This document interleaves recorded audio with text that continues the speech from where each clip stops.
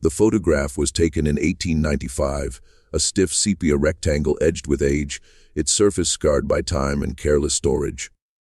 At first glance, it showed nothing unusual. Just a young girl standing in formal dress, her posture rigid as demanded by the long exposure, her small hand clasped around that of her younger sister. They faced the camera, with the solemn expressions common to that era, eyes heavy, mouths unsmiling, as if joy itself had been asked to step out of the frame. Collectors had passed over the image for decades, labeling it provincial family portrait, unremarkable and safe.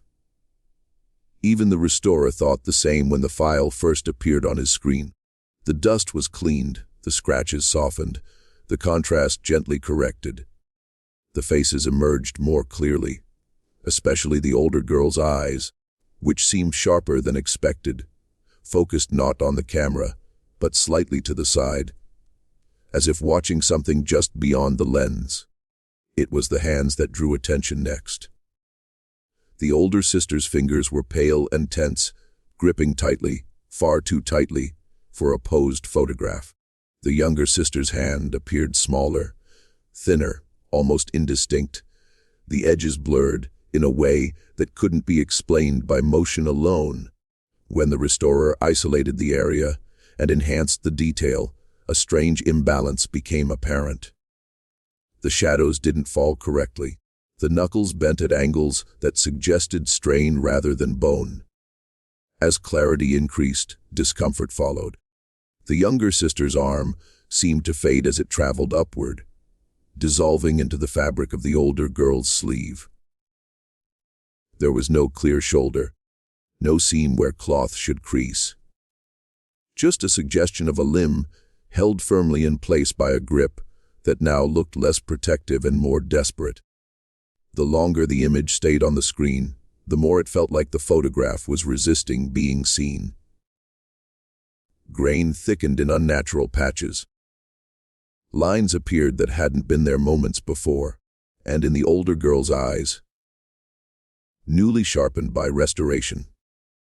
There was something that hadn't survived the passage of time, until now, a quiet terror. Frozen at the precise moment, she realized that whatever was holding her hand was never meant to be remembered. When the photograph first surfaced in the archive, there was nothing about it that demanded attention. It belonged to a category so common in the late 19th century that most historians barely paused over such images. A formal studio portrait of children posed carefully to endure the long exposure times of early cameras. The sepia tones were warm but faded, the edges softened by decades of handling, and the surface bore the expected marks of age. Minor scratches, dust stains, and faint creases that suggested it had once been folded and tucked away. To anyone glancing at it without context, the image seemed complete, self-contained, and entirely ordinary. The composition followed the conventions of the era. The older girl stood slightly forward, her body turned just enough to indicate responsibility and seniority, while the younger girl remained close at her side, half hidden by her sister's skirt. Their clothing was modest and neatly pressed, likely chosen by a parent who understood how a photograph might outlive childhood itself. Lace trimmed the cuffs, buttons were fastened to the throat, and every detail spoke of restraint, discipline, and the quiet pride of a family presenting its daughters to the future. There was no movement in the frame, no visible blur, nothing that suggested the moment had been rushed or disrupted. What made the image particularly unremarkable was how well it matched countless others taken during that period. Children were rarely encouraged to smile, especially during formal sittings. The neutral expressions, the solemn eyes, and the stiff postures were not signs of distress, but of custom. The girls' faces reflected that shared stillness, their gazes steady and unfocused, directed somewhere near the camera but not quite meeting it. Even their closeness, emphasized by their hands clasped together, appeared natural, an intentional gesture meant to convey familial bond and innocence. The background was plain, perhaps a studio wall or a simple cloth backdrop, offering no clues about location or social status beyond what the clothing implied. There were no props, no furniture, no dramatic lighting. Everything about the photograph suggested it was meant to be practical rather than artistic, a keepsake created not for display, but for memory. It was the kind of image that would be slipped into a family album, labeled in careful handwriting, and slowly forgotten as generations passed. In that initial state, before enhancement or inquiry, the photograph inspired no unease. It did not hint at loss, tragedy, or mystery. It appeared to capture a single, quiet moment in time, preserved without intention beyond remembrance, and if not for the modern impulse to restore and re-examine the past, it would have remained exactly what it seemed to be, a simple record of two sisters standing together, holding hands, and waiting patiently for the camera to finish its work. The shift from indifference to unease began during the earliest stages of restoration, when routine corrections gave way to details that refused to behave as expected. At first, the process was mechanical and familiar, removing surface dust, stabilizing contrast, and gently sharpening areas where the original focus had softened over time. The faces responded predictably, their features becoming clearer without distortion. Fabric textures emerged, lace patterns resolving into delicate threads. But when attention turned to the hands, the image seemed to resist refinement in a way the restorer could not immediately explain. The older sister's hand was easy enough to clarify, its fingers slender but well-defined, knuckles faintly raised beneath the skin. The tension in her grip became more visible as sharpness increased, each finger pressing firmly inward as though holding on required effort. By contrast, the younger sister's hand did not sharpen in the same manner. Edges blurred instead of firming, and the shape appeared inconsistent from one enhancement passed to the next. What should have been smooth transitions of light and shadow instead fractured into uneven gradients that suggested depth where there should have been none. As the restorer isolated the area and compared it with other parts of the photograph, the irregularities grew harder to dismiss. The proportions were subtly wrong. The fingers seemed too long relative to the palm, yet too thin to support their length. Joints bent at angles that suggested strain rather than natural posture, as if the hand were being pulled into shape by the grip rather than resting within it. More troubling was the way the light fell across it. The shadows did not align with the known direction of illumination used by studios at the time, breaking a consistency seen everywhere else in the frame. Further magnification revealed that the boundary between the younger sister's hand and her arm lacked clarity.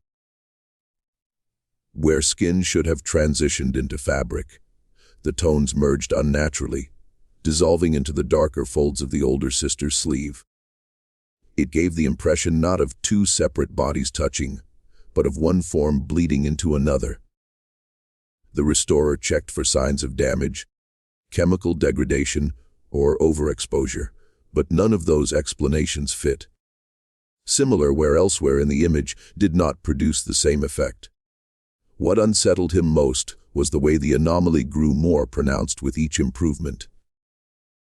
Restoration was supposed to reveal what time had obscured, yet here it seemed to be uncovering something that had been deliberately softened by age.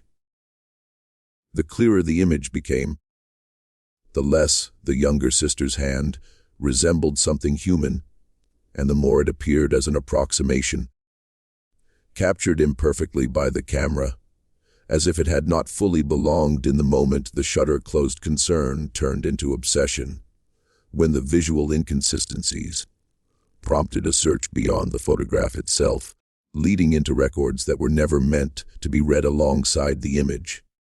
The assumption had always been simple and unchallenged: two girls, sisters, members of the same household.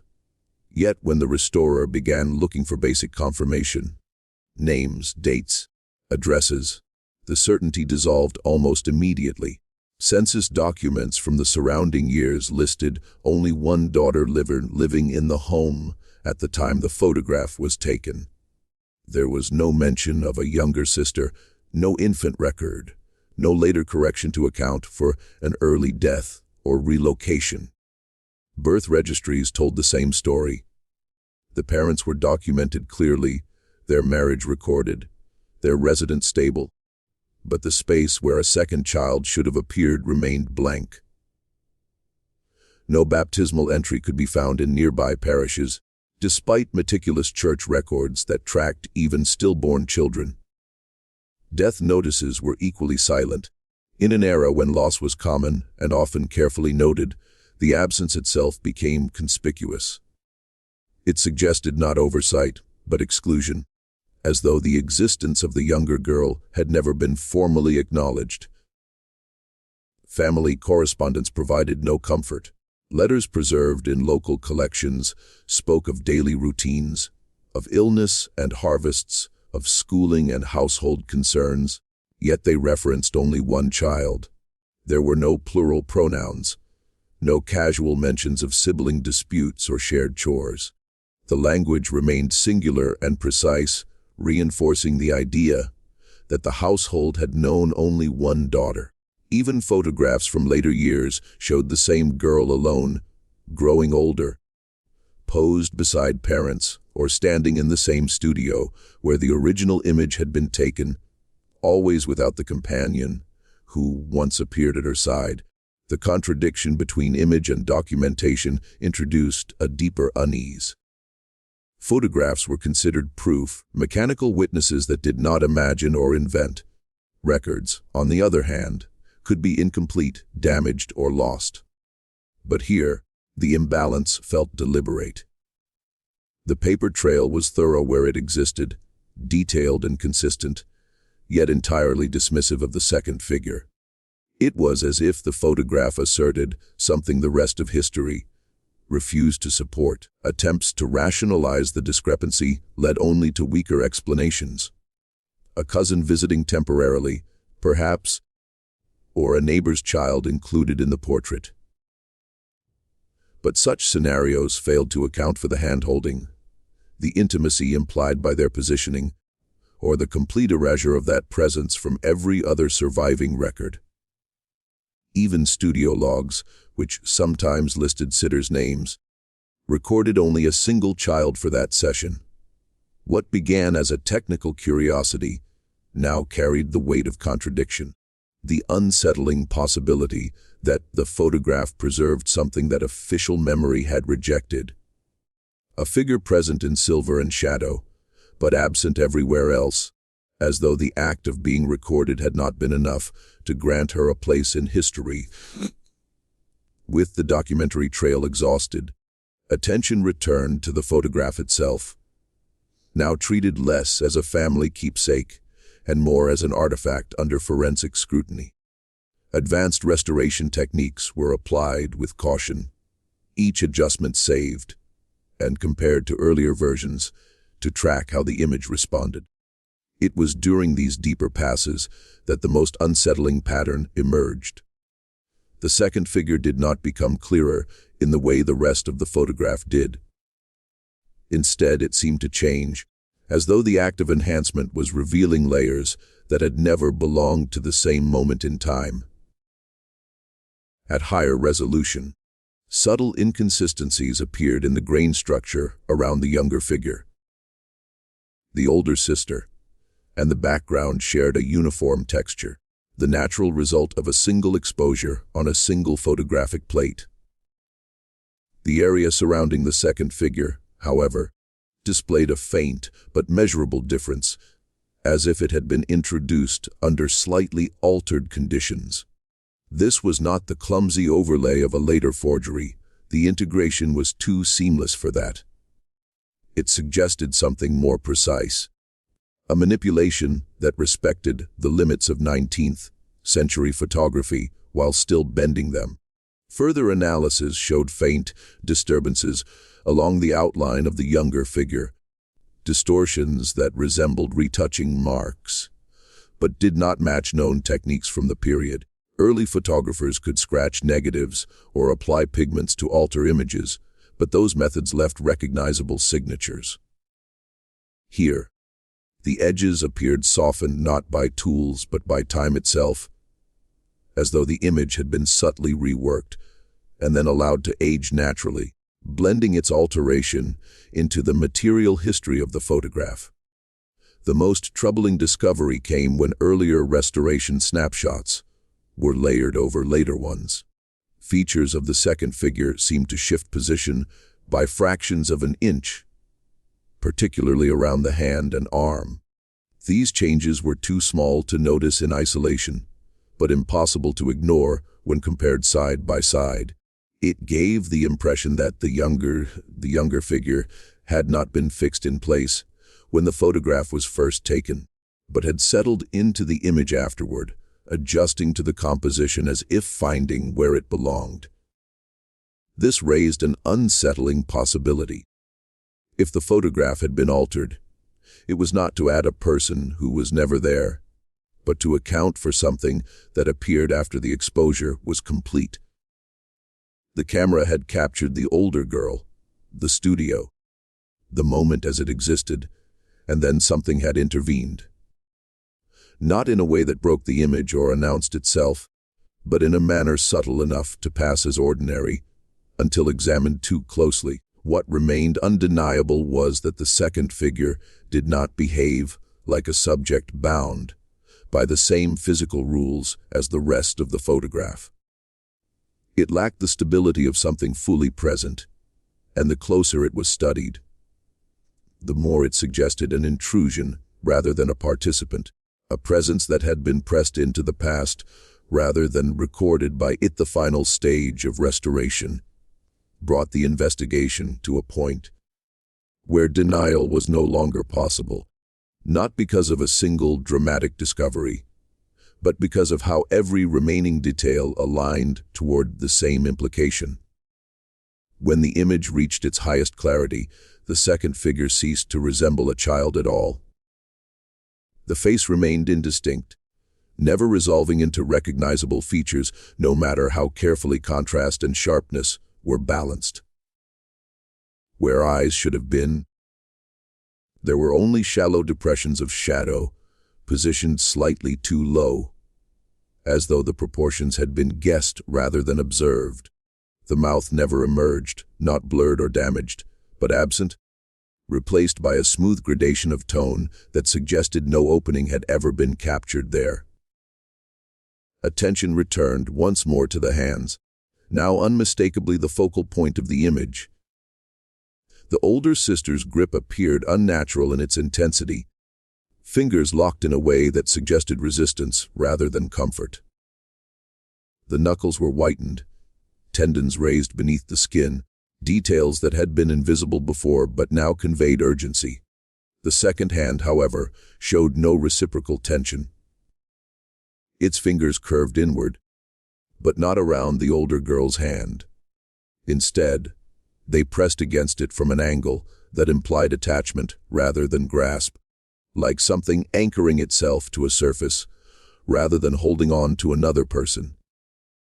When the arm was traced upward, it became increasingly indistinct, thinning into the surrounding fabric and shadow until it no longer suggested a limb at all.